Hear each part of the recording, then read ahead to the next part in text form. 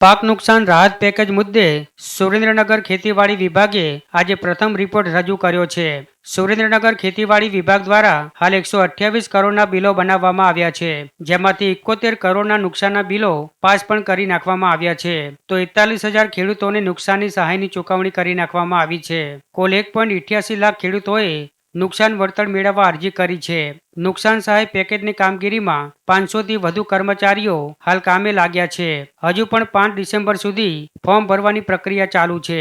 અત્યાર સુધી જોઈએ તો લગભગ 128 કરોડ જેટલા રૂપિયાના બિલો બનાવી દેવામાં આવેલા છે અને લગભગ 71,000 જેટલા બિલો બની ગયા છે.